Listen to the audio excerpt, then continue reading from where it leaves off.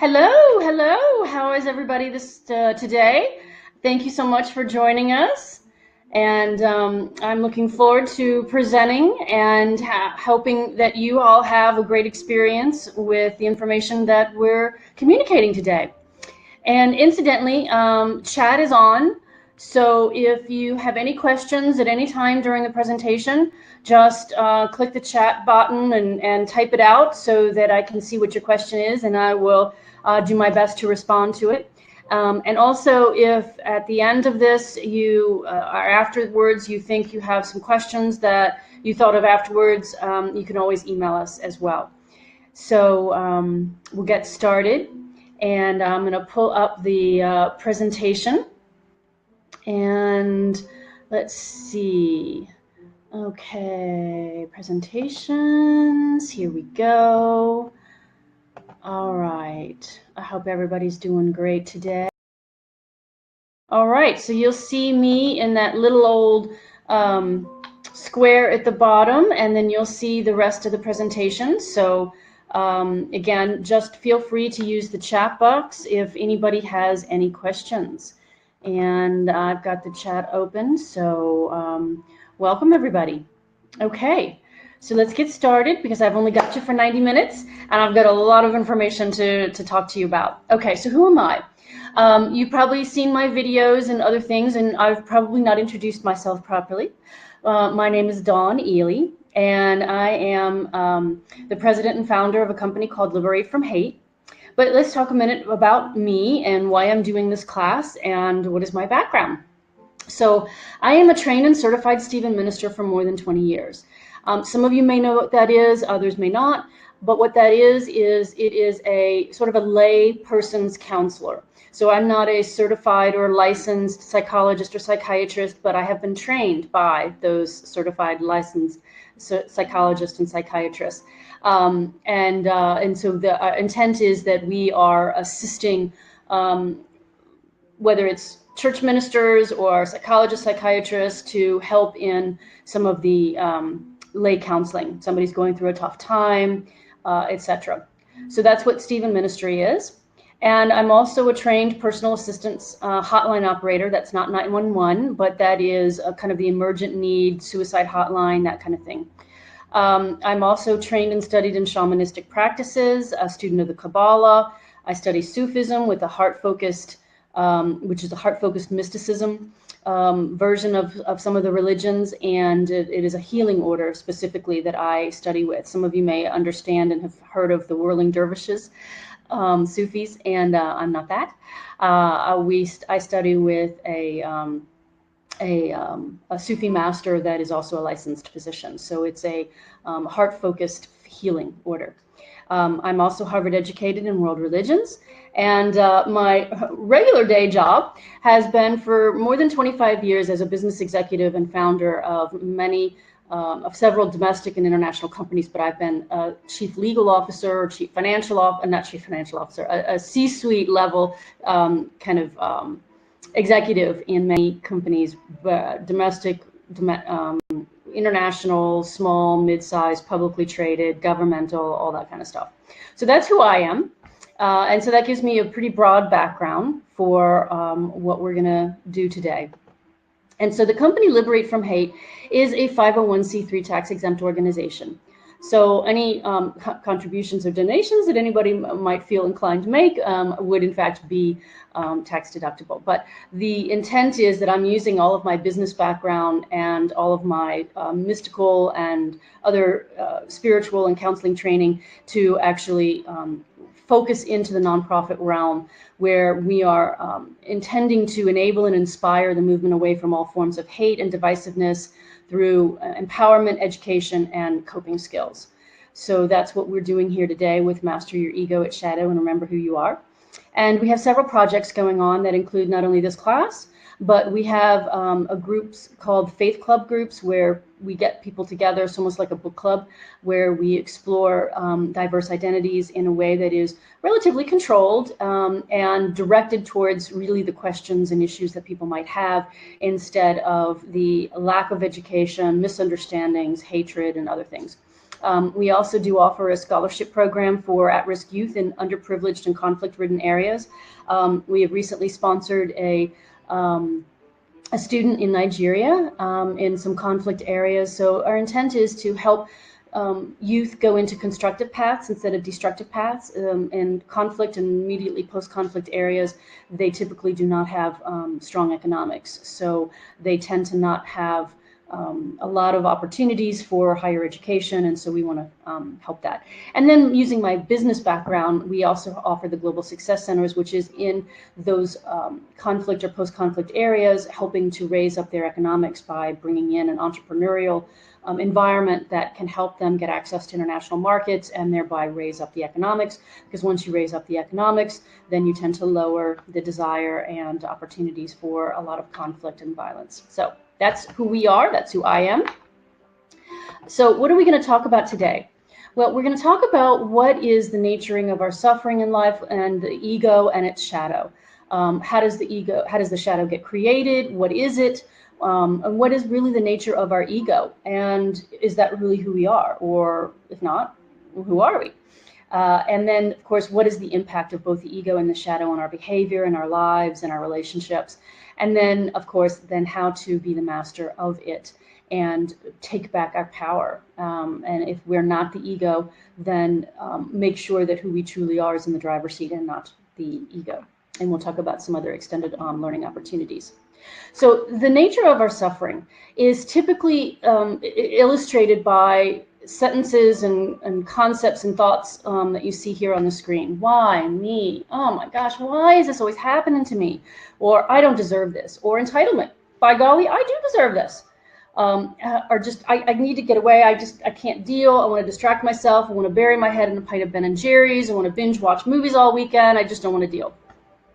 Or thinking of lack. I don't have enough. I'm not enough.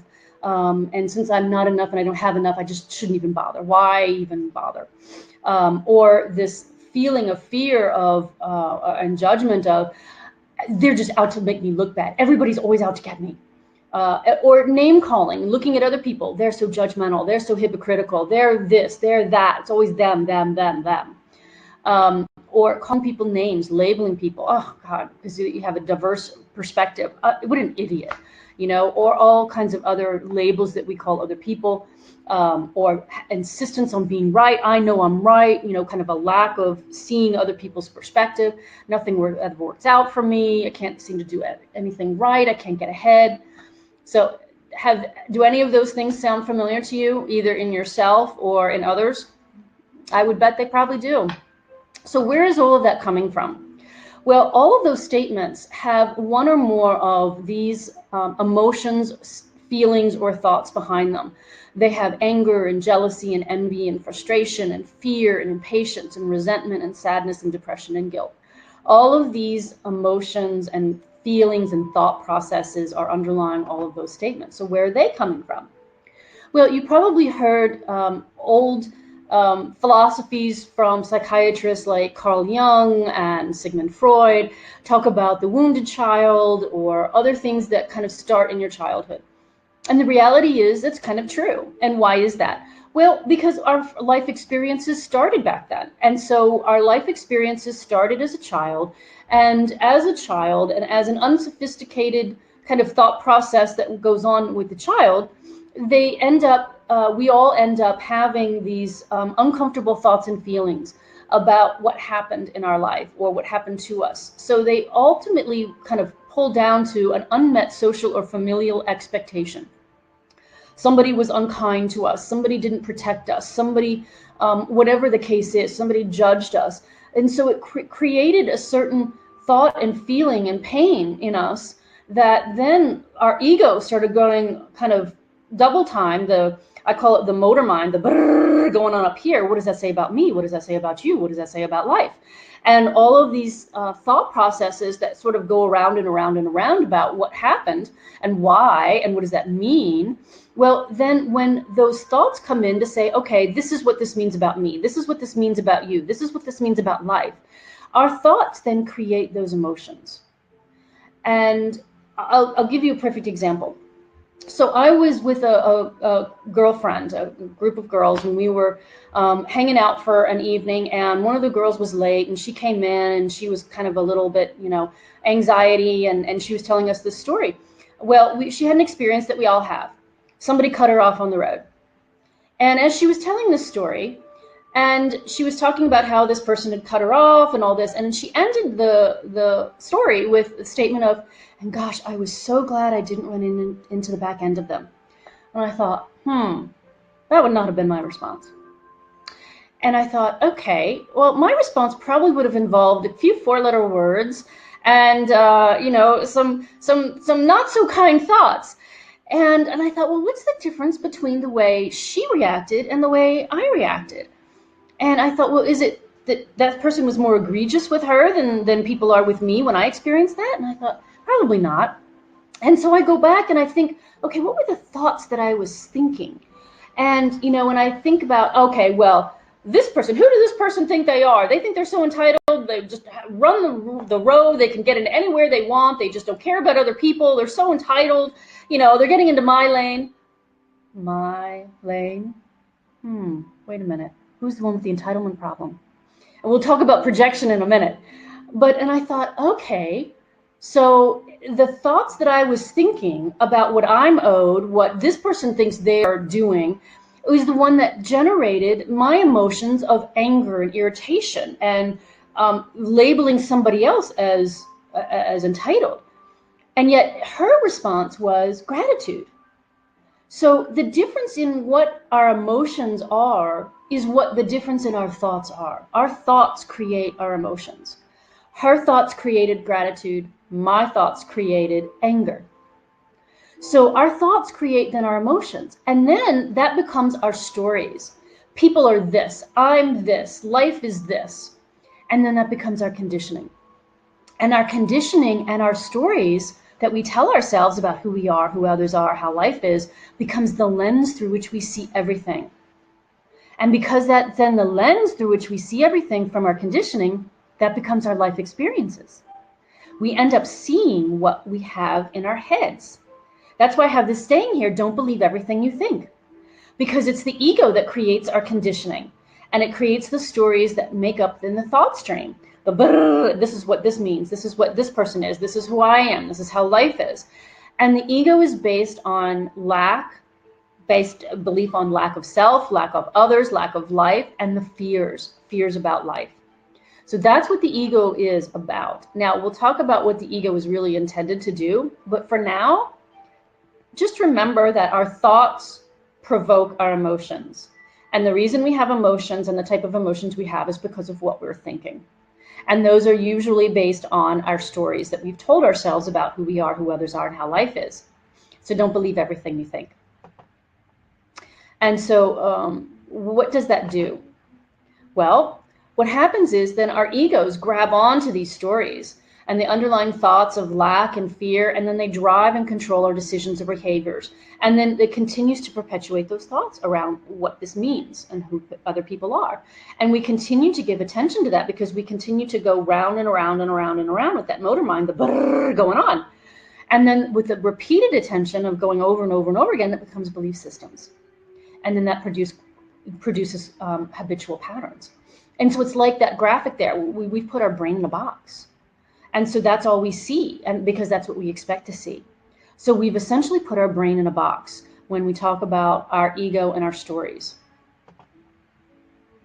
So what ends up happening then is what we see in life is a reflection of what we've got going on in here. As within, so without. You may have heard that saying before. That's what that means. That the thoughts and all of those stories and all of that conditioning that we have going on in here because of the ego stories about what this says about me, what this says about you, what this says about life. So what we see in life is a mirror of what we've got going on in here. You probably know people and experience people that have a completely different perspective than you about life. There are people who have a pessimistic experience or a pessimistic perspective on life. People are out to get them. Things always work out wrong. You can't trust anybody. And then there are other people that are completely optimistic and say, oh, well, it'll work out. you know, and there's a difference in the trust factor of one person versus the other. And everybody experiences a lot of the same things. It's like my example with the traffic and somebody cutting me off. You can experience the same thing, but then completely have a different perspective on it. And therefore, when you have a different perspective, you have a different experience. So you've all experienced walking out of a situation, a meeting, a conversation, experience, whatever it is. And people will have completely different perspectives on exactly what that was. Was that good? Was that bad? Was that fun? Was that not fun? All of that. So when you recognize that what you're seeing in life, what you're seeing in others, what you're seeing in yourself is a reflection of what your ego is telling you up here in your stories, then it starts becoming a lot easier to see what is happening and how much control we really do have over our experiences. So this graphic here is kind of a nice way to sort of summarize how it all works together between the thoughts and the belief systems that create the resulting experience that then produces how we respond in our actions. The one thing I want to talk about here is the words. So our thoughts are made up of words, right? So our beliefs color and cloud our reality and shape our attitudes. And of course, we realize that when we realize that we can in fact control that. But how do we control that? Words is a key area here, and how important words are, because words are what makes up our thoughts, right? So the importance of words and how we use words and how we use them in our own thoughts, as well as what we say to other people, is incredibly important. They define our experience because they define our thoughts. And I want to show you this. I don't know if you're familiar with this Japanese scientist, Dr. Emoto, but this is an experiment that he did many years ago, and he's done many since then. And what they did is they took containers of water, they filled containers up with water, and then they pasted to those containers words or phrases. And then they put them in a line, and then they had people go through the line and essentially treat that water with the emotion and the energy of the word or phrase, so that you could see what was the impact of words. And the words contain and carry energy, and the energy of the thoughts that go behind those words. So here are some pictures of some examples. So you'll see in the far upper left corner is the crystal. Oh, so let me explain. So what they did is, and so everybody treated the water with the words, and then they froze the water. And then they chipped off pieces of that ice and looked it under the microscope to see the formation of the crystals. So up in the upper left-hand corner, you see love and gratitude. What a beautiful crystal. Love and gratitude. The energy of love and gratitude created this kind of crystal. Next to it was, you disgust me.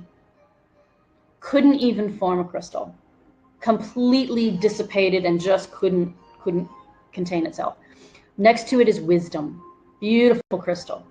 Then you go down in the second row, and again, far over to the left, you see you fool. Again, it couldn't even form a crystal. And then there's truth in the middle and thank you on the outside right. Beautiful crystals. What are we, 80, 90% water? This is what we're doing to ourselves and to others with the words that we say. How many of you have said to yourself, oh God, I can't believe I did that. I'm such an idiot. Oh, I hate myself. Gosh, I'm such a fool. This is what you're doing to yourself. This is what we do to others when we speak words with an energy that is less than positive. And this is what if you take nothing else from this session today, please take this. The words that we speak to ourselves, to others, carry energy that impacts us dramatically. And this is a scientific proof of that. So what happens? Well, the shadow sometimes will get created when we have these uncomfortable experiences. The thoughts and the feelings that are painful to us, oftentimes we hide. We bury that under the unwelcome mat. We shove it in the closet because it's uncomfortable. And we don't like to think the thoughts that our ego is making us think about ourselves and others and life. Well, the problem with that is those uncomfortable and unwelcome thoughts and feelings, even if we're shoving them under the unwelcome mat, shoving them in the closet, they do not go away. What happens is it becomes the shadow. It goes up into the subconscious and it starts lurking back here. Have you ever had a situation where you've walked away from a circumstance where you think, God, I can't believe I said that. I can't believe I did that. That's not me. That's not how I think. That's not how I feel. Well, my friends, that's your shadow. And so what happens is your shadow starts having, it has this electric charge to it, and it has something that it will attract itself. It will have an energetic reaction. And it's heavily involved in projection, which we'll talk about in a minute. But that's what happens is your shadow will then come out and just reacts. And you just don't even have a choice in the matter. You just do things, you just say things, it just goes, and that's the shadow. And it's caused by these unwanted thoughts and feelings that we have not dealt with. And we've shoved them in the corner, and we've shoved them under the shadow, under the welcome mat. And so then it just lurks and it grows, and it just becomes this, this hairy monster in the closet that then comes out.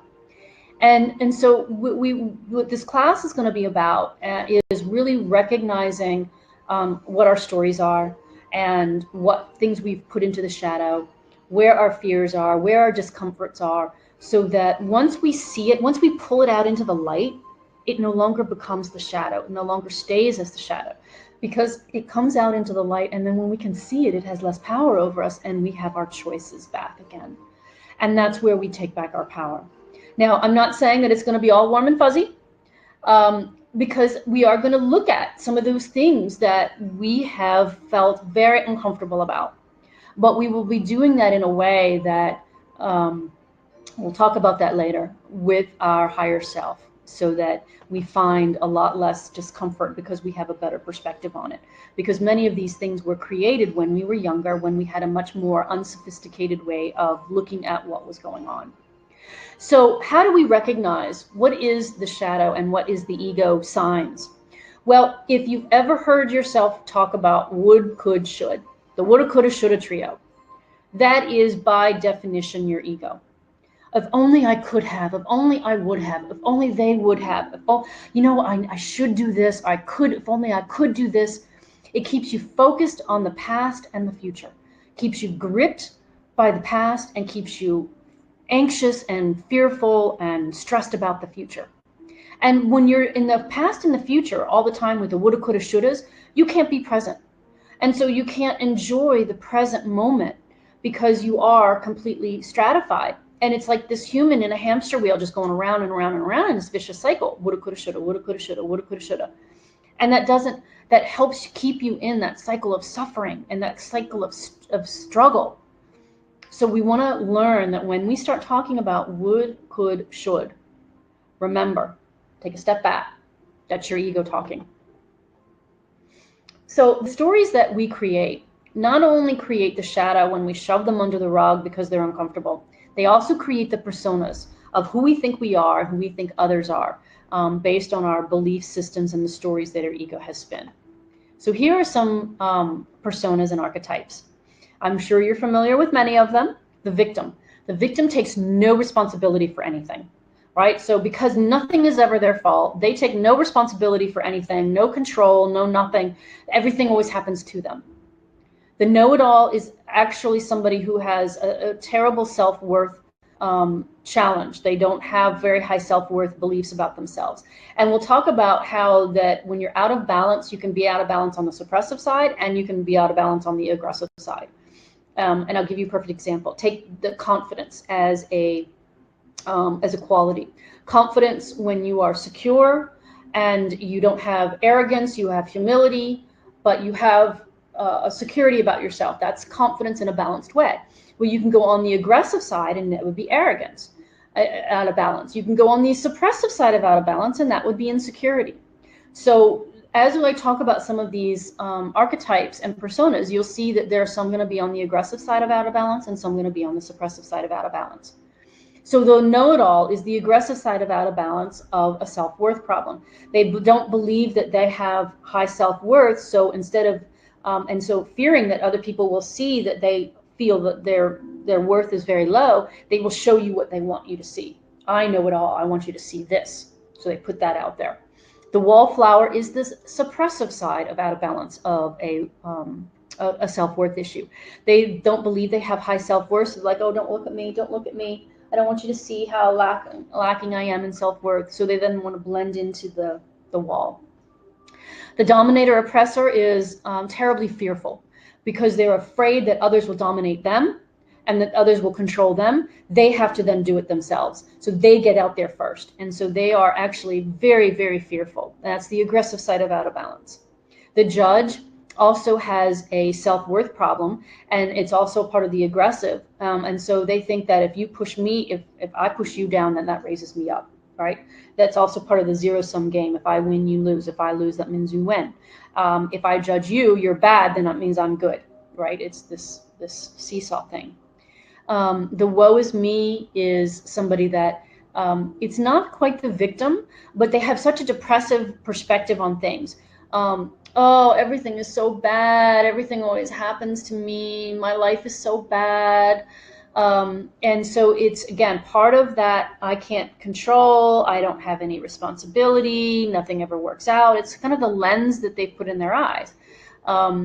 And we're going to talk about the fact that, you know, when you have a lens that you put in your eyes from your egoic stories and conditioning, you know, if you put a yellow lens in your eye, you will never see the sky as blue, right? You'll always see it as green because that's how that lens that you put in your eyes. So you will never see reality as it is. The passive aggressor is a unique example of how you can be both aggressive on the aggressive side and on the suppressive side of out of balance, because they're aggressive in their beliefs and in their intent, but they are suppressive in their expression of that. So the bully is very similar to the dominator oppressor, full of fear. And so because they don't want to be controlled, they do it to others first. The whiner is another form of the judge. Nothing's ever good enough. You know, they're always complaining about something. It's a depressive perspective of life. The control freak is somebody who trusts nobody, nothing, including themselves, right? Remember, as within, so without. So when you see these personas, this is what's happening inside their own head. The control freak doesn't trust anybody, so they fear, and they have such a fear because they can't trust, so they have to control everything. The star, show off, look at me is very similar to the know-it-all, and the gossip is very similar to the judge. So what happens when we adopt these personas, we adopt these stories and this conditioning, we really lose the ability to show up as who we truly are. And we lose the ability to, and we don't give the ability to others of showing up as who they truly are. So we become trapped by our stories and trapped by our personas. And it's like an addiction, right? Because if we think, oh, well, if this isn't who I am, and if this isn't who you are, if this isn't how life is, well then, oh my gosh, I don't know. I don't know who I am. I don't know how life is. I don't know who you are. I don't, you know, and it's fearful because it's this need to know. It's this need to, even, it's like the Stockholm syndrome. Even if it's uncomfortable, it's a comfort in knowing. And so it becomes an addiction in knowing who we are and being who we think we are and the stories that we tell ourselves and all of that. And so it becomes a trap. We are like sitting in a box, trapped in our stories from the fear of addiction to the personas and the stories that we've created. And so the ego itself, let's talk about what the ego was really designed for. Well, the ego, as I mentioned in my intro video that you may have seen, the ego is like the operating system of being human. And the ego was originally intended to make sure we understood that we are, in fact, distinct beings. So while we may be connected to all beings, the ego was designed to make sure we knew that we were, in fact, distinct. So it gives us that sense of individuality. And it comes with a sense of fear, because that fear was designed to make sure for survival that we appreciated imminent physical harm that we would then get ourselves out of. We would make decisions of our behavior and things to get away from this tiger that's chasing me, or not climb this tree so high that I'm going to fall and kill myself, or, you know, fall off this cliff and all of that. That's what the ego was designed, and that's what fear was designed for. It has completely run off the rails in our current society, in our current collective consciousness. But as a result of this belief of fear, or this consciousness of fear that the ego has of individuality and fear, that it then thinks that we have a lack of resources, we have a lack of affection. So this lack that there's limited existence of things, that we must separate ourselves because we in fact are distinct. So I must make sure I get the food first. I must get the affection first. I must get all of this stuff first because there's a limit, there's a lack. So that then recreates this separation and then competition. And so it's like this graphic where we're all on this track chasing the carrot, trying to get there first. And because that's the ego's perspective of fear and lack, that we then, the ego believes that we need to control, win, and dominate in order to get access to things. And with this separation becomes a polarization of us and them, right and wrong, good and bad, right? That's that perspective of it. If I win, you must lose. If you lose, I must win. There's a zero-sum game going on with the ego, and it can only be at the pole ends. It's either this or it's that. There's nothing in the middle. I either win or I lose. You're either part of us or you're part of them. You're either good or you're bad. You're either right or you're wrong. That's the ego. So whenever you hear yourself talk about these polarized positions of good, bad, right, wrong, us, them, immediately recognize that is your ego and take a step back. Because that is not always the case. It's funny. I'll give you another example of when I was in Stephen Ministry training many, many years ago. There was, in the class, we were required to take the Myers-Briggs personality test. You may be familiar with it. So in the Myers-Briggs test, it evaluates a lot of things: your perspectives on life, your the way you view things, your introvert, extrovert, all these things. So one of the elements is how we perceive things, is intuitively or by sensing them. So the NS dynamic. So the teacher decided to illustrate this. And so she picked the highest N in the room, which was myself. And then she picked the highest S in the room, which was this other lady. And she took a blackboard eraser and she said, I want you two to describe this for us. And I'm thinking to myself, oh, for Pete's sake, how many things can we say about a blackboard eraser? Clearly, we're going to say the same things, right? Well, this was definitely God giving me a smack in the face. So the other lady goes first, and she starts describing its physical characteristics. It's black, it's 5 inches by 2 inches. I about fell out of my chair because it didn't even occur to me to describe its physical sensations or physical characteristics. It didn't even occur to me. It didn't even enter my brain. My only thing was, it's a utensil designed to erase things so that you can write again. Total intuitive. Hers was total sensing. And I didn't even perceive her answer. And yet she was equally right as I was. And that's when it was like a smack in the face. It was like, oh my God, there are perspectives out there that are just as right as mine that I didn't even perceive, right? So, of course I'm in my 20s. Or early 30s at that point. But that was a real eye-opening experience for me. So that's an example of how it's not just right or wrong, right? So anyway, back to our topic here. So the ego uses these tools to get its way, right? Because the ego is trying to drive your thoughts, drive your behavior to get what it thinks you need based on fear and lack. So it uses judgment and criticism, it uses anger, it uses bullying and threats, it uses withdrawal and withholding. That's the suppressive side. The bullying and threat is the aggressive side. Insistence on zero-sum game without compromise, right? I must win. I can't give you anything. And then, of course, fear is its biggest one. And anger, we're going to talk about in a minute. Anger is not in itself bad, right? None of the emotions are in itself bad.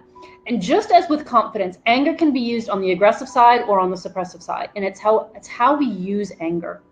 Because anger can actually be very constructive. I want you to think of emotions as emotion, energy in motion.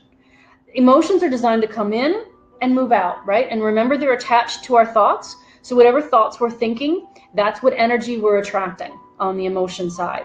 But as emotions are energy, they can be used as fuel. So anger can be used as a fuel to drive constructive behavior. So if you may be angry about abuses in the world, people are abusing animals, people are abusing children, whatever, the case is, you can use anger constructively, or you can use it destructively. Using it constructively would be something like, I'm really, really angry about how animals are treated or children are treated. So I'm going to use that anger and I'm going to contribute to a cause that helps, save animals or save children. I'm going to myself volunteer and be part of the solution. I'm going to participate in a demonstration. I'm going to, so that is a fuel. That's emotion that is used constructively, anger used constructively. Now, the suppressive or the aggressive side of out of balance and destructive uses of anger is the bullying and threats, the calling people names, the saying, I hope they string them up by their toenails, right? Well, that's actually returning back the exact same energy, right? Those balls, I wish I had it here, but those balls that you have in a line and you push one back and it goes boop, right? It's called the Newtonian cradle. And that's just returning the same energy that you're receiving. Equal reaction to the same action, right? So that's not any better. And so that's where, but if you're in this thing and you take one of these and you kind of like settle it down, then what happens to the side? This settles down, and then it settles down, and then it settles down. So as the Newtonian cradle example of the balls, you can see how things escalate, right? It just goes around and around and around and around. It gets higher and higher and higher. Or if it's a negative thing, it's going down, down, and down, and down, and down. So that's how we create the collective. If I'm acting in my bullying and threats, and then your ego steps up, or your shadow, based on what's going on in your shadow, steps up, and then we just escalate and we're fighting and we're like, you're bad, no, you're bad, no, you're worse, no, you're worse, no. And you can see how that happens. And so you've all been in rooms where you've experienced where if somebody's in a good mood, a loving and happy, it can turn everybody else that way. If somebody's in a depressive or angry or irritated or high anxiety mode, it can make everybody else feel kind of uncomfortable. That's the energy that we are putting out there. So all of this creates conflicts. So my story is different from your story, which is different from her story, which is different from his story. And all of our stories create not only who we think we are, who we think others are, how life is, but a series of expectations as a result of that. And so our conditioning creates different expectations. And that's what creates the conflicts, because we all expect everybody to act the way our stories are, the way our conditioning is, and the way our experiences have told us who we are, who others are, how life is. And so that creates then that conflict with everybody, because we're all expecting everybody else to fit into our box. And then it creates the collective shadow, as we just talked about with the Newtonian cradle, where what I'm saying, what I'm doing can actually promote and provoke a reaction out of you. So I'm either helping you pull out your own ego and your own shadow, or I'm helping you pull out your higher self. And we'll talk about your higher self in a minute. There is no neutral here. You're either doing one or the other. So if you're not your ego or your shadow, who are you? Well, there are different words to describe it. I think everybody, regardless of your religious, spiritual, or other philosophy or thoughts about anything that's on the inside or any connection that we have outside of us, everybody, I think, at least recognizes that we have a conscience, right? Everybody's experienced their own conscience, thinking, if I did this, maybe that's not the best thing to do. And so that you can, if that's where you feel comfortable in thinking about who you truly are is your conscience. Every time I say higher self, because I'm going to refer to it in terms of higher self. Some people like to look at their soul, the divine self, a consciousness. So I'm going to refer to it as the higher self. But what this is, the higher self, who we truly are, is we are not the thinker of the thoughts. That's the ego. We are the observer. We are the consciousness. We have an awareness. And so when you can step into and take a step back out of the thoughts and emotions instead of relating from it and start relating to it, almost as if you're looking at it, then that's when it's easier for us to step into our higher self and gain perspective. So, and also, we're not our outward identities. So in this life, we have gender, we have race and ethnicity, we have country affiliation, we have a religious or a spiritual affiliation or a scientific materialism, whatever our philosophy is. So we have these identities that we've identified ourselves with, or that we've become related to. And none of those are who we truly are. None of those has any tie to our conscience. Now, we may think that because our conscience says X, that means we must be affiliated with this religion, or we must be affiliated with this thought. And we can get a lot of our perspectives from religion, but that's not who we truly are. Our soul, our consciousness, our conscience, our divine self, our higher self is not tied to a religion, a gender, or any of that stuff. So we want to hold those identities loosely. It's great when they create community, but it's not great when they create division.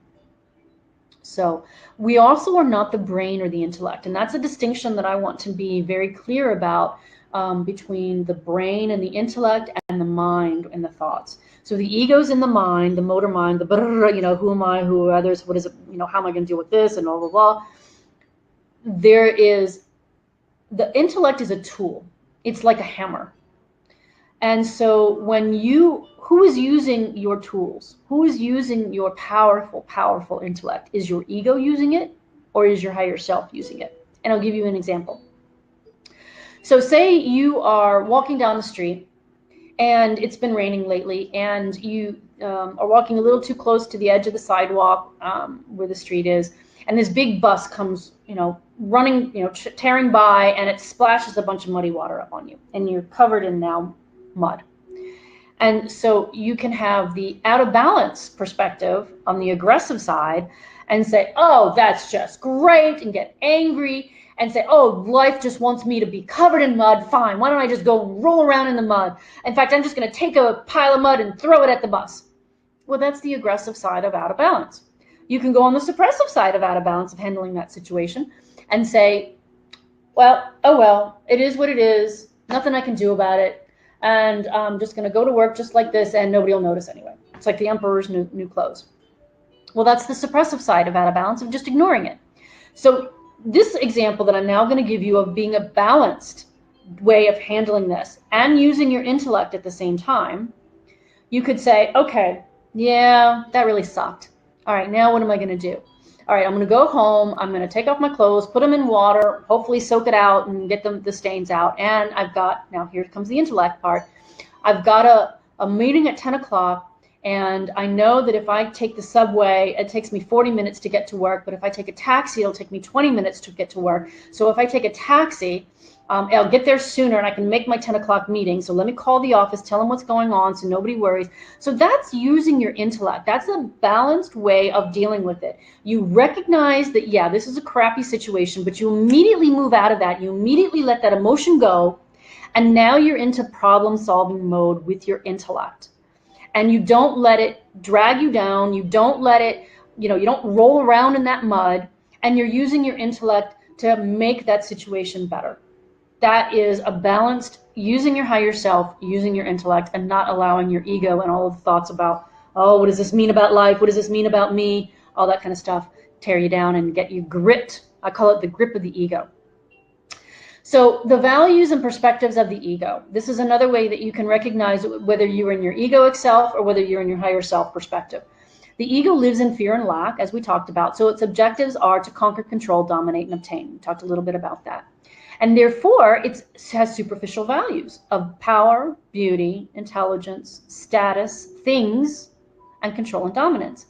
Now, the intelligence, again, I want to tie back to our intellect. The intellect, again, is a tool. And the reason that intelligence is a superficial value is because people in their egoic consciousness, when they're in their egos, they'll tend to think that they're better than somebody else or worse than somebody else based on what they think is their intelligence or somebody else's intelligence. So your higher self doesn't give a rip about your IQ. It just doesn't. Intelligence is a tool to use to deal with life. And so it's like saying, oh, my hammer's bigger than your hammer. That's an egoic perspective. So that's where I want you to think of your intelligence as a tool, not as an identity. So here are some charts. I'm going to show you a few charts. And in fact, if you'd like to get a copy of this presentation, I'll be happy to send it to you.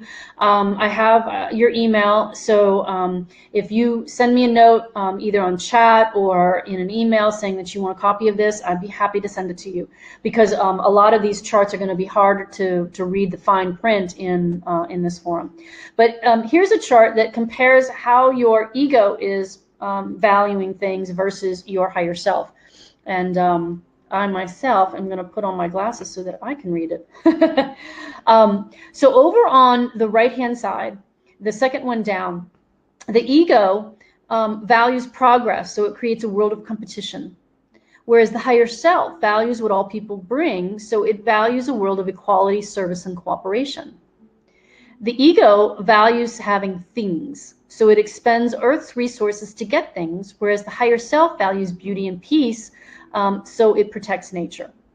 And here's where, again, you have to be careful who's using your intellect, your ego or your higher self, because here's how the ego uses your intellect. The ego values mental stimulation, so it uses technology to feed addictions, fantasies, and objectifying and exploiting others. Whereas the higher self values learning and growth, so it uses technology to share understandings, growth, information, and innovation. So you can see how the distinction between the ego and the higher self has a completely different way of using things, of using circumstances, of experiencing things, and has different objectives and behaviors. So here's another one about objectives and behaviors. So again, going on the left side of the chart on those columns, the ego, which is, if you're going on the left-hand side, there's two columns. The left is the ego, the right is the higher self. The perspectives of the ego, it sees life as a struggle. Everything is a struggle. Everything's pain. Everything is just a hassle. Everything's hard, all of that. Whereas the higher self sees life as an adventure. The ego, and this is really important, the ego will love life if, when, ... If I get this, when I get this, if this happens, when this happens, when I do this, when I, if, when. It's never satiated. It's never satisfied. There will always be something else. There will always be something else. There will always be more. Whereas the higher self loves life just as it is, right here, right now. It's like you see this beautiful rose, and the ego will maybe look at that and say, oh God, look at all those thorns. Ooh, that's going to hurt. Ooh, I can't touch that. Ooh, that's bad. That's a bad plant. That's a dangerous plant because it has all those thorns. And it completely ignores the rose.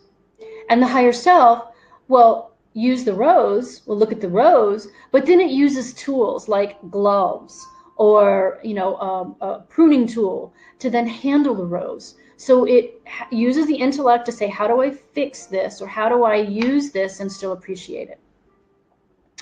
Okay, so we'll have a couple of other charts here in a minute. But what is the impact of the shadow on our lives? How does it show up? All of that. So it's very sabotaging. It sabotages us, and it sabotages our relationships. Because the ego then puts us in a box of who it thinks we are, who it's telling us in our stories who we are and who we're not, right? We're going to also talk about how the shadow not only hides our painful experiences, but it can also hide our best self. So the ego and the shadow is very sabotaging. All right, here we are back to a couple charts. So the experiences. So the ego will experience life as, on the left-hand side, as a roller coaster of continuous stress. It's this, right? And it allows our emotions to be the tail wagging our dog. And yet the higher self is even-tempered, and it's just like this, right? It's like life is a river. It's a river flow. And there are moments when we are in beautiful, serene, calm pools. And then there are moments when we're in level 5 rapids. And being in our higher self and having the tools to get through those level 5 rapids means that we have built ourselves a sturdy canoe with a sturdy oar, and we are steering around those boulders and steering through those level 5 rapids so they have less impact on us. And yet if we're in our egos, remember we're in that box. And how's a box going to go on level 5 rapids? You're just going to get strewn around. You're going to hit into boulders. You're going to get swirled around in those dips in the rapids. So that's what it's like being in your higher self using the tools. So again, you can look at these, the details of these charts later. The ego works hard to shape life to its desires, whereas the higher self wants what life desires for it and what it's already providing. The ego wants for everything, the higher self wants for nothing. The ego believes that safety is the most important thing because it believes that life is not safe. And the higher self knows that life is safe and trustworthy. So here is a chart. The pink column is the higher self qualities, and it's the qualities that are in balance, right? We talked about how confidence can be in balance and then out of balance on both the aggressive and the suppressive side. So this chart, these series of charts are about the higher self qualities, with the pink being balanced, and then you have the out of balance on the aggressive side and the out of balance on the suppressive side. You know, kindness, for example. On the out of balance, on the aggressive side is cruelty and harshness. On the suppressive side, it's victimhood. And one of the things that we have to be careful about here is that the ego, who tells us stories, it will persuade us that our desire to be in that pink column, to be kind, it will start telling us, oh, well, you're just going to be a victim. You shouldn't be that way. You shouldn't be kind. You shouldn't do this. You shouldn't act this way because you just get taken advantage of and you'll just be a victim. So we have to be careful that we don't listen. Remember that original graphic, don't believe everything you think. So we don't want the ego to talk us out of being in a higher self, because the ego wants to be the driver. It wants to be the driver based on domination and control and fear, because it thinks, honestly, the ego is not something that I want anybody to think we should be negative about or suppress or try to, you know, be negative about. The ego is like a 2-year-old child. The 2-year-old child does not have the sophistication or perspective to be driving, right? And so the ego is trying to do what it thinks is best for us, but it is dysfunctional and it is not accurate and not sophisticated in its perspective. So we don't want it driving, but we don't want to beat it up either. I give this example as treating our ego as if it was truly a 2-year-old child. So as an example, you can be in a restaurant with your 2-year-old child running around crazy, loud, demanding, bothering everybody. And again, there's suppressive and aggressive ways of handling that. The aggressive way would be to take that 2-year-old child, you know, grab them by the hand very sternly and aggressively, throw them in a chair and, you know, you need to do this, you need not to do that. Well, what happens to the child then? It gets worse, right? So that we don't want to do that with a child either. But we also don't want to be suppressive with it. Oh, that's just how 2-year-olds are. I just can't do anything about it. That's just the way it is. And meanwhile, the 2-year-old child is still running around bothering everybody. Well, we don't want that either. So what is the balanced way of dealing with a 2-year-old child, the ego? Well, it's okay. You go to it compassionately and understandingly and say, I know you're tired. I know you're bored. And I know that you have a lot of energy, that you just want to run around and play. But come with me. And you've got your toolkit. You have been prepared. So you bring out your coloring book and your crayons, or maybe your electric, you know, game toy. And you say, okay, here, let's do this for a little while. And that's the way we should deal with our ego. We should thank the ego for trying to protect us, but we don't let it drive. So, how do we know when our shadow is showing up? We talked about this earlier, that we can have the suppressive and the aggressive side. So let's talk a little bit more about what that looks like. So on the aggressive side, you get extreme defensiveness, so much so that it becomes an attack, right? A best defense is a good offense. So that's the aggressive side. You get exaggerated to an insistence on being right. You don't care about others' feelings. All it matters is that you're right. So you don't connect at all to where somebody else is coming from. You accuse others, you get angry, and you use anger in a destructive and aggressive way. You get frustrated and you express that frustration with venting and blaming. So now let's talk about the suppressive side. You shut down, you seek to disengage and get a distraction, you become depressed. And here's one that's very important, especially for those that are in the spiritual community and are really trying to work on their spirituality. You overvalue being positive, right? So it's like people think that anger is bad. So they're like, oh my gosh, if you have a negative perspective, if you have a sadness, or if you have an anger, there's something wrong with you. I should never have anger. I should never have a moment of sadness. Well, that is, again, being on the even can be even an aggressive form of out of balance if you're, shaking your finger at anger.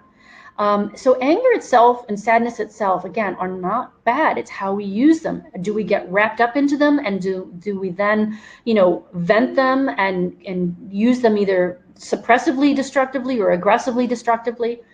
So we don't want to shame our emotions or shame ourselves for having them. It's how we use them that is the important part.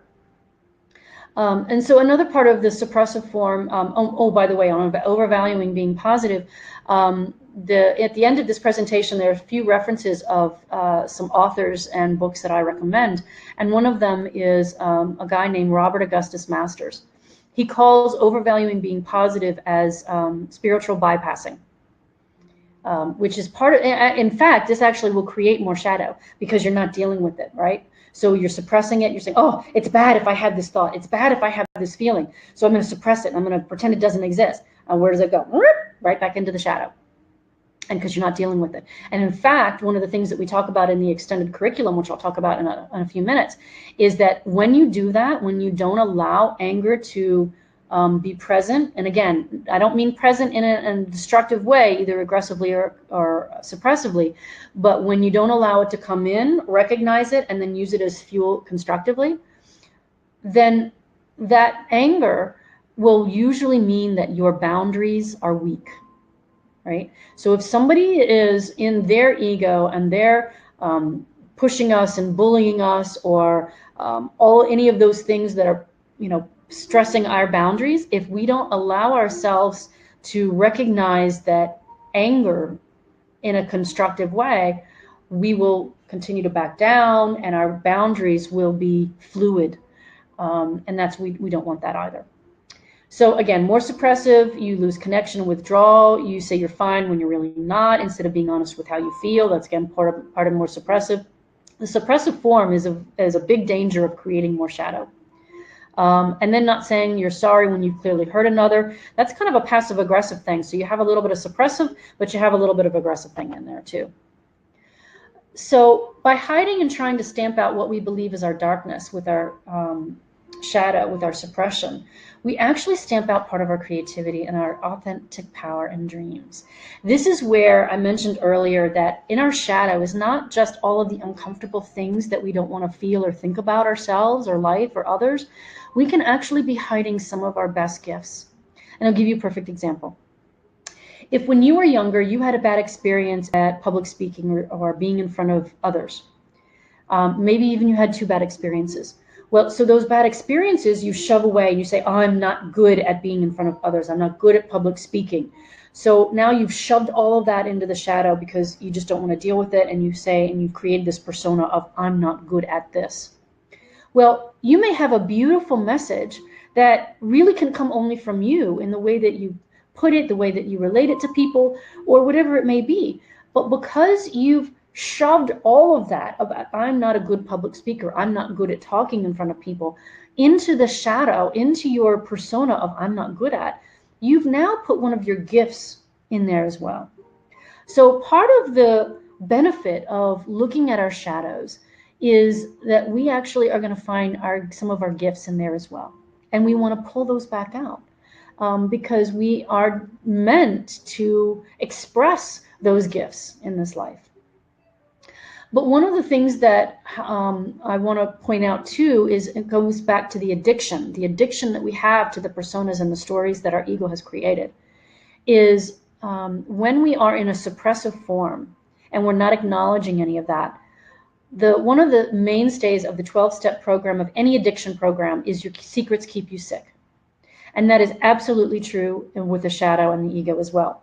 If you are not dealing with your shadow and you're not dealing with everything that you're suppressing, it will continue to keep you sick, because it will continue to have that shadow that you aren't actually choosing.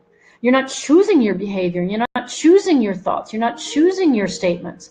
And when you're allowing your ego shadow to direct your behavior and thoughts, it's that tail wagging that dog. And that continues to keep you sick, and it continues to keep you out of control and not being the master of your domain.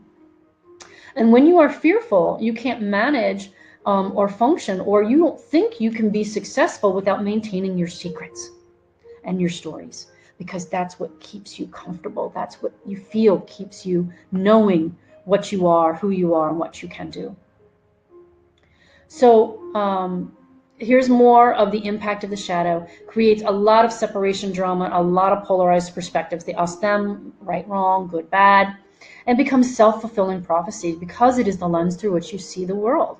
And it then becomes your experiences. So you see what you expect to see based on your conditioning, and you don't allow yourself or others to show up any differently, including life. So now we're going to talk about projection, because projection really is a function of the shadow.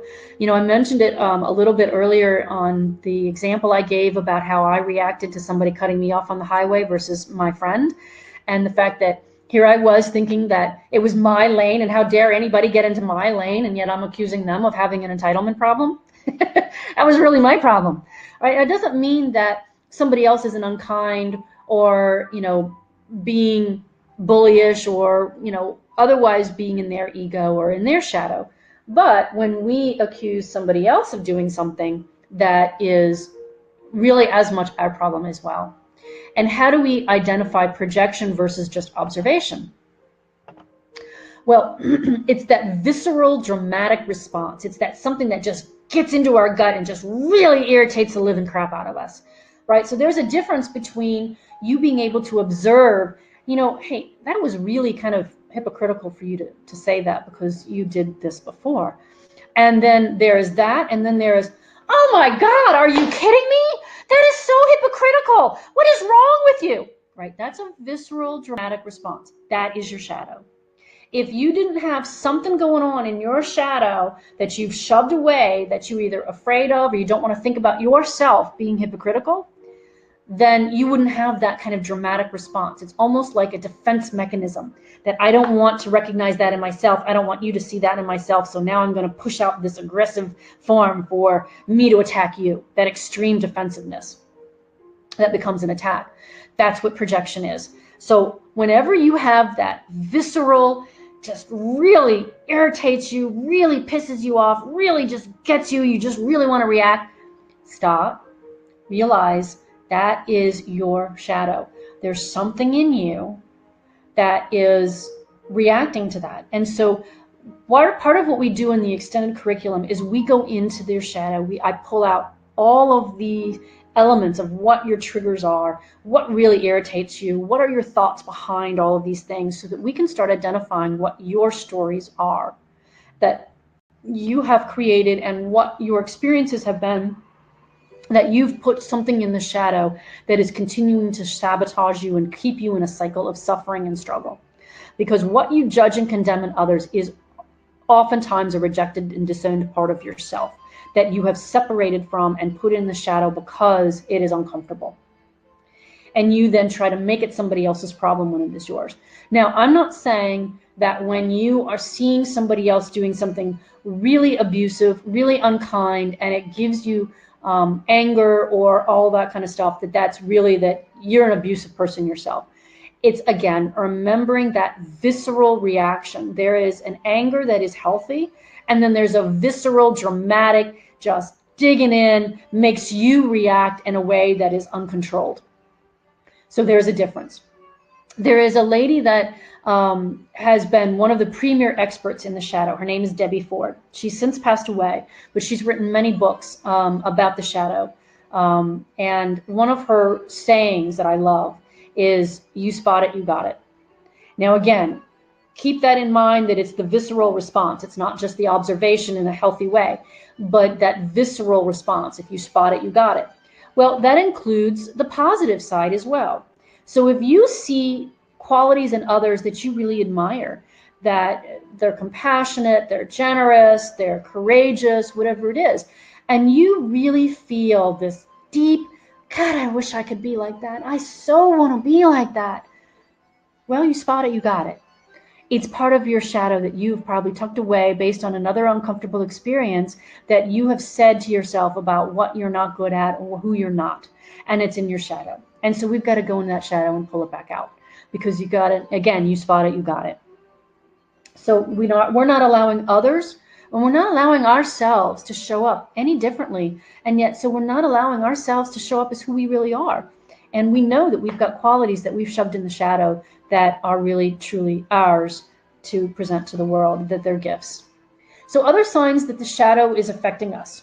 You keep making the same mistake over and over again. You keep picking the same type of partner. You're always late. You're always procrastinating. You always got last minute drama. You have food binging. All of these things that you keep doing over and over again. There's something in your shadow that is affecting you.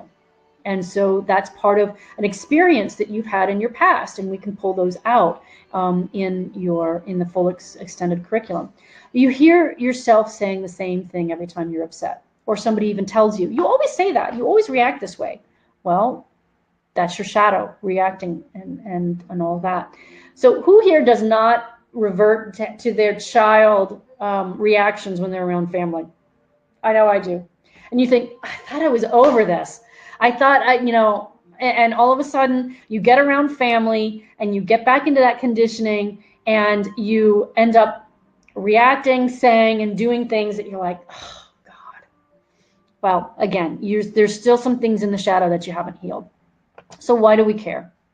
Well, because the shadow, as we've been talking about, will come out whether you want it to or not. It will be that tail wagging your dog because it's not conscious.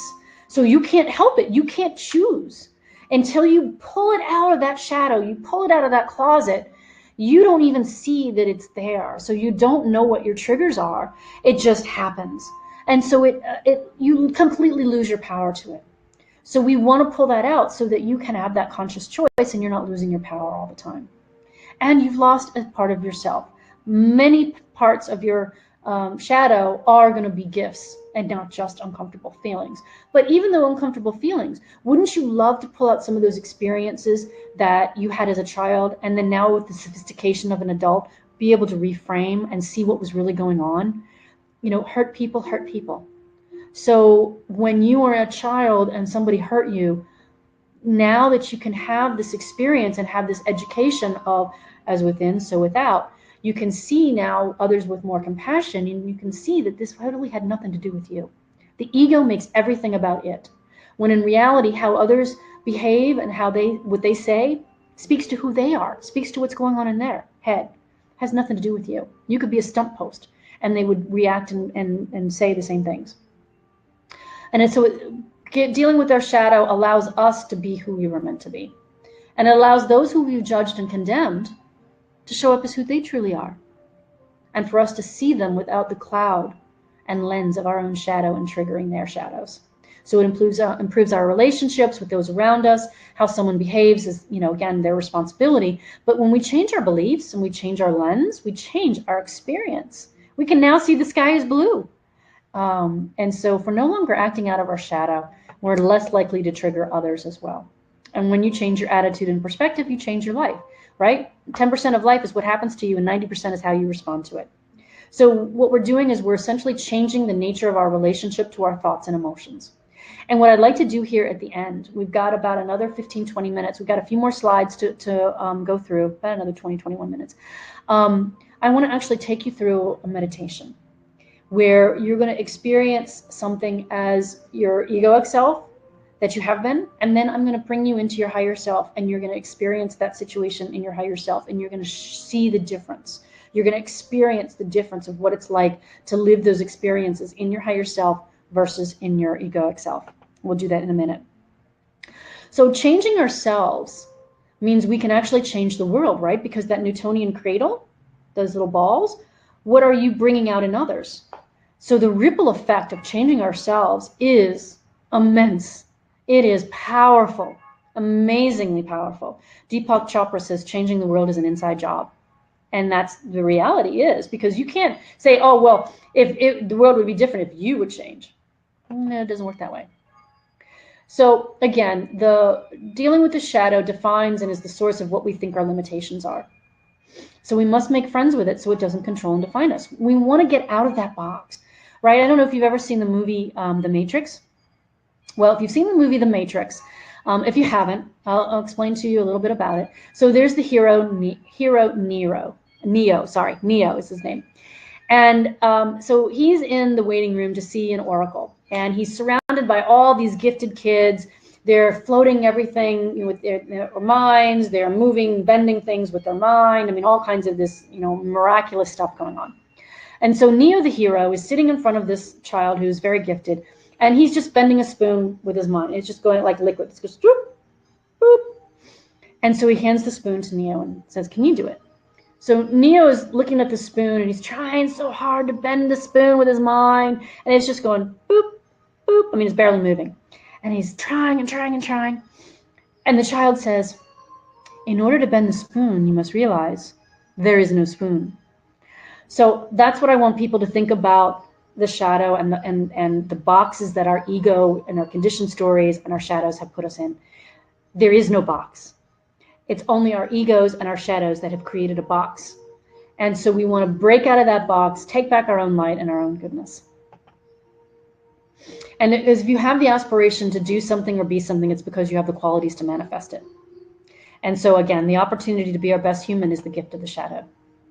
We talked about the river flow and the sturdy canoe and the sturdy oar. And it's about, again, what is your relationship to your thoughts and emotions about your experiences? Are you being dragged and floating around in them, the box, or are you steering through them yourself in control? So again, the effect of transmuting and pulling the shadow into the light, our perspectives changes from stories to truth. You become happier. You gain access to the qualities and attitudes that love life. You gain access to the qualities and attitudes that enable you to cope with the challenges of life, those level 5 rapids that inevitably come and are designed to give you lessons for growth and just experiences. Some people love the level 5 rapids, right? Sometimes it's fun, right? Whitewater rafting. But most importantly, it gives you the power to choose. It gives you the power to choose your perspective and your thoughts and belief systems instead of the ego's manipulation of control. And over time, you'll be able to sense and recognize more your true self. And you will have the ability to control, deflate your emotions. Again, you can, as we talked about the emotions coming in and going out, are you wrapping yourselves up into them and just getting churned up in that cesspool of all the negative use of emotions? You will have the ability to allow them to just come and go as if they're just cars on the highway. They're just coming and going. Do you want to be motivated by fear and lack or by joy? So before we talk about a lot of the stuff, because I do offer an extended curriculum, here's some comments about the experience of those who participated in our extended curriculum. And the extended curriculum is, I'll tell you about that in a moment, but it is where we go into a lot of detail. Here you can read some of these classes. People had experiences where they got more out of this than they did years of work with psychologists and spiritual workers. And it really is life-changing. It's absolutely life-changing.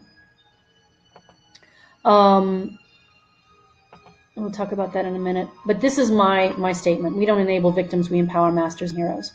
So now if you will engage with me for a few minutes and stay till the end, because I have in fact, I will pull this up. Here is what I do. Well, actually, before I do that, I'm going to show you. And we do this I'm actually going to do this in 8 sessions. I have done this in sessions of 4 hours each. There's 4 sessions. Well, there's 16 hours. So instead of doing this in 4 sessions of 4 hours, I think that's too much for people. We're going to do this in 8 sessions of 2 hours. And here are the stuff that we go through in each of the sessions. And we'll break each of these sessions 1, 2, 3, and 4 into 2. So in session 1, we identify your shadow. We pull out all the triggers and all the things that are in your shadow. I send to you a whole workbook of things. Since this is going to be done online, the charge is going to be ridiculous. Free. Not free, but I mean, it's going to be ridiculously low because I'm not going to be at your location. I'm going to be doing this all online live, so you can be in the comfort of your own home, and I'm not giving you the binder. Let's see, do I have the binder? I don't have the binder, but anyway, I normally have a binder that I give people of the notes for the session as well as the exercises. But since I'm going to give this all to you electronically, and I'm not going to be paying for the copies and the binders and the dividers and all that kind of stuff, you're going to be doing that yourself. So I'm giving you a 75% discount on the normal price. And here is the whole sessions, but stick with me because I want you to go through this meditation so that you can experience the difference between experiencing things of sadness and anger in your egoic self versus in your higher self and how it makes a difference. So the session 1, we really go through your shadow. We pull this out, we bring it into the light so that you can see it, and then now start having choices, looking at your triggers. Why do you have those triggers? What was it about your experiences that you shoved in the shadow? Looking at some of those in a reframing way so that it really removes and deflates the power of the shadow. Session 2, also in the first session, I also take you through meditation where, like what we're going to do now, but more extensive. I'm going to give you, or your higher self is going to give you a shortcut so that you can pull up your higher self faster. Session 2. Well, anyway, before we go too much into this, I'd like to do the meditation. So what I'd like for you to do is get comfortable. Get into a place where you can be really comfortable and do a quick meditation. Will be 10-15 minutes max. And I want you to now think of something that recently made you sad or angry. And I want you to go through it in your mind the way you have been. That thing that made you sad or angry, all the thoughts that you think about it, all the emotions that get generated from it. Just think about that thing that made you sad or angry.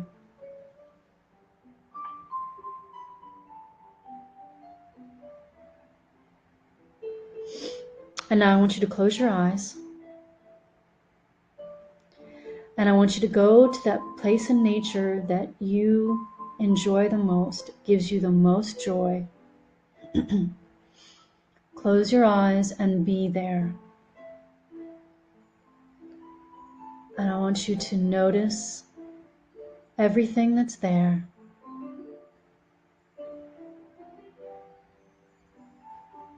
Feel how the air feels against your skin.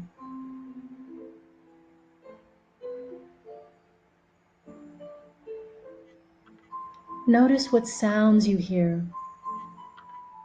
Are there any animals? What sounds are they making?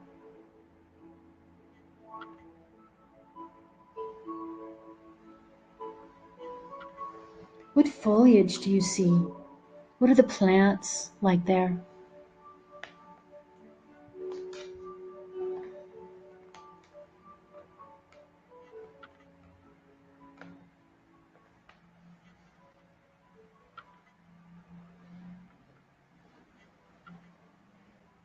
Is the sun out? How does the sun feel against your skin?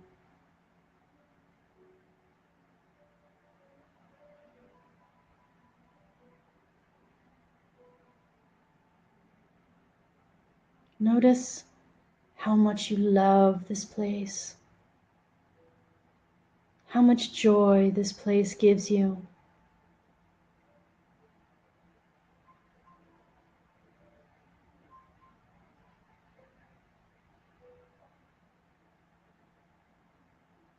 Look to your left and notice what you see.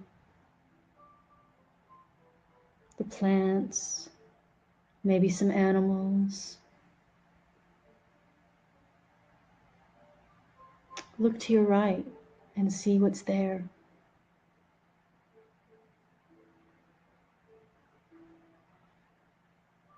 Is there any water anywhere around you?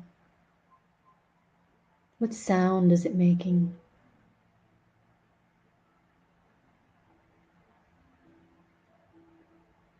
Feel the joy and love and gratitude you have for this place.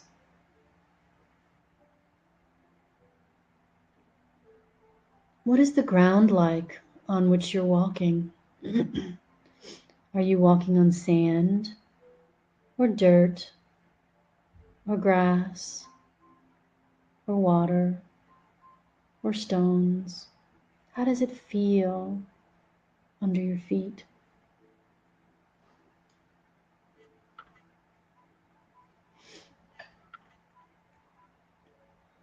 I want you to imagine now roots growing from the bottom of your feet down into the ground, deeper and deeper and deeper, down, down, down, until they get to the center and core of the earth.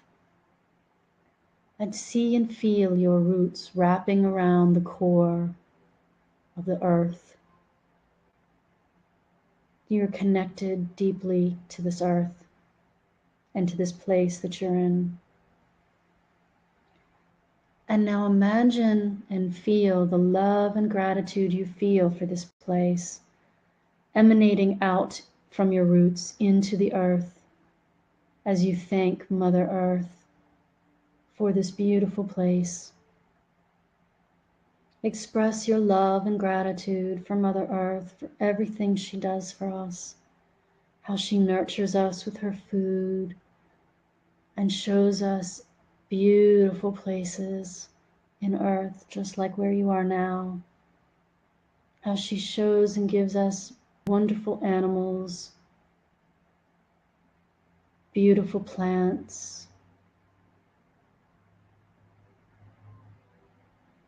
And now I want you to imagine, feel, and see Mother Earth returning her love and gratitude for you as she sends love and light into your roots, all the way up your roots into the bottom of your feet, coming up into your body. See and feel this beautiful, loving light energy coming into your body from Mother Earth, up through your shins and your thighs and your hips and your belly and your chest, down over your shoulders and down your arms and out the fingertips, and up more through your neck and your head to where it's overflowing out your head, so that you're completely filled and overflowing with this beautiful, loving light from Mother Earth as she expresses her love and gratitude for you. You're her perfect child. And just relish in that for a moment, this mutual love and gratitude between you and Mother Earth.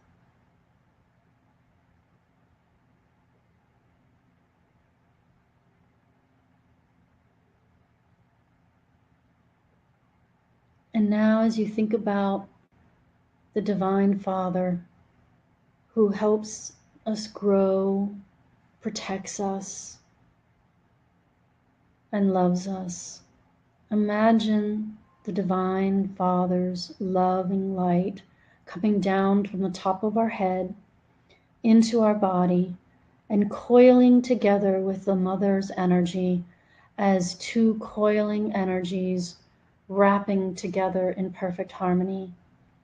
As the Divine Father's love and light comes down into our body, from our head down into our chest and belly and arms, down our arms and out our fingertips, down our belly and our hips and legs, and down into our feet, and has coiled together in perfect harmony with the Mother Earth energy and love and light. So every place and pore of your body is perfectly balanced and coiled, divine feminine and divine masculine love and energy. And feel all that love and gratitude for them and for the divine that has in you their perfect child. Just feel all that love and gratitude for a moment.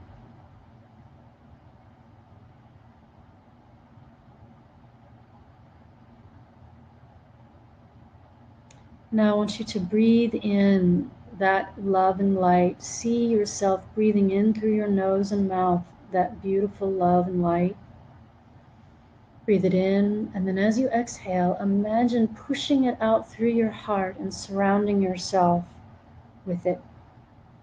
So you're breathing in this loving light, and you're pushing it out through your heart and creating a bubble around yourself of this love and light. Breathing it in through your nose and mouth. Breathing it out, pushing it out through your heart and surrounding yourself with it. Keep doing that. Feeling yourself surrounded, both inside and outside, with this love and light from the divine, and that you are expressing for the divine.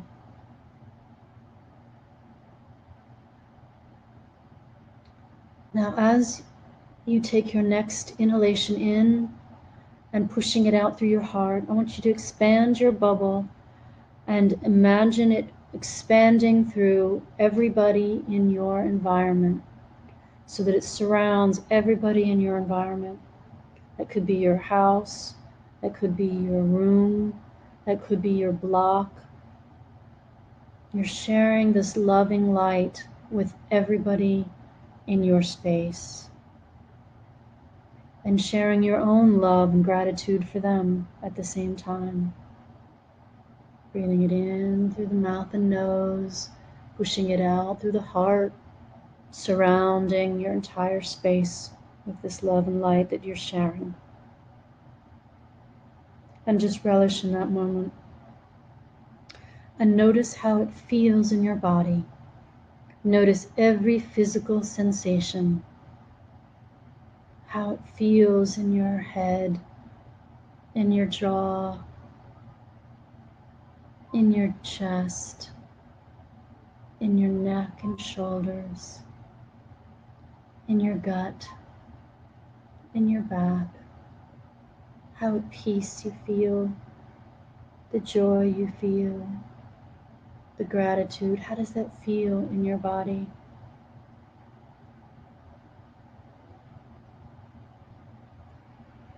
Now I want you to go back and think about that thing that you originally started with that made you sad or angry. And I want you to notice how it seems to you now. How does it seem? Has it changed? Is it still as important? Are you just sitting with it now? Have you been able to release it?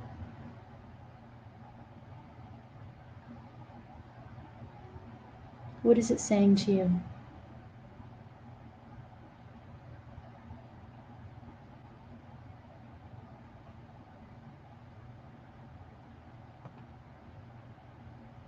This is what it's like to deal with situations when you're in your higher self.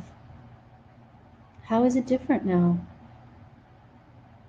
Most people experience a dramatic difference. I've had people in live classes bust out in tears, being able to release and seeing the truth and reality of what's happening that made them sad or angry, and it no longer impacts them in the same way. And imagine what our world would be like if everybody was acting and behaving and believing from the place of their higher self instead of their egoic self.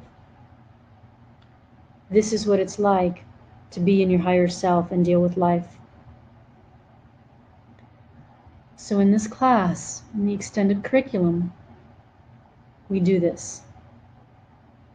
Now, you cannot spend 15 minutes getting into your higher self at every moment when you need it. So in the extended curriculum, as I mentioned in the first session, sorry, I will take you through a much longer meditation where you meet your higher self, and your higher self gives you a shortcut for you to use so that you can pull it up faster and deal with things and behave and make decisions from your higher self instead of your egoic self. So I want to first pull up the detail of the extended curriculum. And so what this is buying the full curriculum. So I'm going to now show you what is in the third and fourth sessions. Well, they're actually going to be the fifth, sixth, seventh, and eighth session because we're going to separate each of these sessions into 2-hour blocks. And we're going to do 2 hours. And I'll give you a poll in a moment so that you can choose and let me know whether you prefer weekday evenings or weekends. We'll set aside 2 hours. Now we'll probably do it in 2 or 3 sessions a week so that if you don't make it one night, you can make it another night. These will be live sessions. So we'll probably use Zoom so that we can connect to each other and speak and share stories and share experiences, because we'll be doing a lot of meditations, a lot of worksheet work. So I'll email you all of the materials, all of the workbook things so that you can have them on your own. You can print them out, put them in a binder if you like, and you'll have all the information. And so we'll just, instead of doing it face-to-face live, we'll do it online, face-to-face live. So you'll see me through your computer screen instead of live touching. And but we'll do the same information, the same things, and we'll record every session so that if for some reason you can't make any one of the 2 or more sessions that we have live on a week, you will have the recording, and so you can do it that way. And so just to go over a couple of more things on the details of the session, in session 3, which will actually be broken up into 2 sessions as well, we'll go through all of the emotions, and we'll learn and we'll feel, you know, part of what I did in that meditation of having you feel what it feels like, your physical sensations of what it feels like to be in your higher self.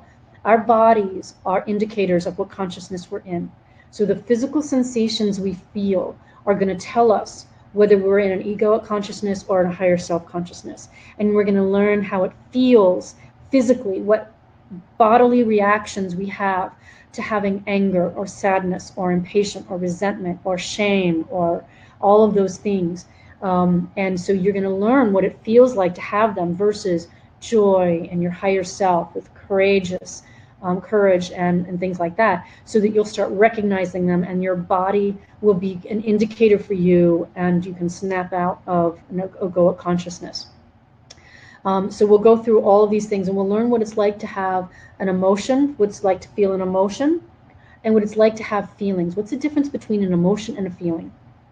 And then in the last one, we'll go over more of the emotions because we can't do them all in one session or even 2 sessions. So then in the last series of sessions, with session 4 again being broken out into 2 sessions, 2 hours for each, we'll go into the fear and shame and other things about what it's like to be in the suppressive form, the aggressive form, the balanced form, and the concept of wholeness, and then some tools to then go about on your way to helping yourself manage your emotions, your thoughts, your ego, your shadow, so that you can be in your higher self more and know when you're in your ego. Because it's not like you get to the place where now all of a sudden everything's perfect and you're in your higher self all the time.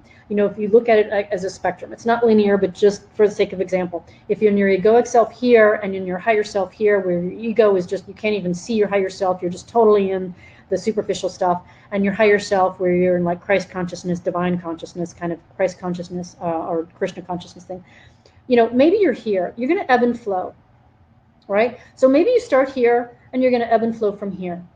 And then you improve and you gain use of more tools and you see things more and you're more in choice and you're more in your consciousness. Then you're going to move here and you're going to ebb and flow from here. And then you move here and then you're going to ebb and flow from here. And so that's the goal, is that we just keep shifting our vibration and our ebbing and flowing point. It's like, you know, over here is 90 on the radio dial. Now you're going to move to 101 on the radio dial, where the stuff that bothered you on level 90, when you were sitting at 90, you don't really hear it anymore, right? So that's what the course is going to help you do. So if you'd like to participate, please click the sign me up button. And for $77, normally we do this for $177, but because it's going to be online, you're going to print out your own materials. I'm not traveling to meet you in your own city. Then we'll be able to have more people online at the same time from different locations. So it's much more effective in terms of getting more people involved, and it saves us money, so that therefore it saves you money. That's the link to the offer. What I'd also like to do is just do a poll and see, do you prefer weekdays or weekends? I'd love for you to tell me whether you prefer weekday, and when I say weekday evenings, because I'm presuming most people work and do things during the day with a business or a job, and so doing it at 1 or 2 o'clock on a Tuesday is not going to be very convenient. So when I say weekdays, I mean evenings or weekends. And so let me know about that. And then if you are in whatever one you decide there, let me know for given the type of day, do you prefer, like for example, morning and noon would be most likely for weekends. So if you chose weekends, let me know what you would like to do on the mornings or the noons or something like that. So that would be helpful for me to know. And what I'm inclined to do is to do it on a Tuesday or Thursday evening starting at 8 p.m. and then on a weekend day starting at noon. And the reason for that is because we actually have a lot of people from different locations around the world participating, and so noon on a weekend is going to catch everybody in terms of their waking hours. And then of course on the weekday evenings, that's going to be really limited to those people who are just in the US. Hopefully we'll catch everybody from Pacific time all the way to Eastern time. So we'll do it at 8 p.m. Eastern time, which will then mean, as early as 5 p.m. on the Pacific time.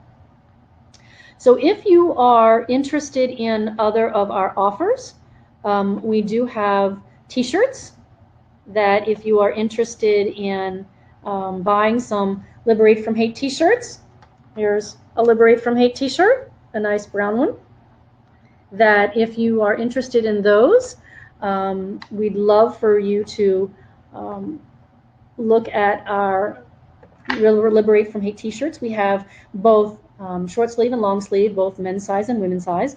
So go ahead and if you're interested, they are really, I think, only like $30 or something like that. So select that if you'd love to get us a t-shirt. And if I remove this offer in a time when you're still looking at it and you want to go, you can find it on our website at liberatefromhate.com on our branded products. And we have all kinds of colors and men's, women's, short sleeve, long sleeve, all of that. And if you wanted to donate, there's also an opportunity to donate on our website as well if you're interested in what we're doing. So we'd love to have you. So hopefully that you will join us. We're about almost 10 minutes over our 90-minute allotment, so I apologize for running late. And if you, again, remember to go ahead and email us for the presentation if you'd like to have a copy of that. And I hope we'll start the program in March. So it will start the first week of March. And I will email you. I have your emails. So I will email you all the information, and I will email you the link. As soon as you sign up, I'll email you the Zoom link so that you will have that for our starting of this first session on the first week of March. So I hope that you have enjoyed this and you've gotten a lot out of it. And I really hope that you have seen the difference of what it's like to deal with issues when you're in your higher self versus in your egoic self. And I look forward to seeing you in our full class. So enjoy the rest of your day or evening, and I look forward to seeing you in a couple of weeks. Thanks so much. Bye.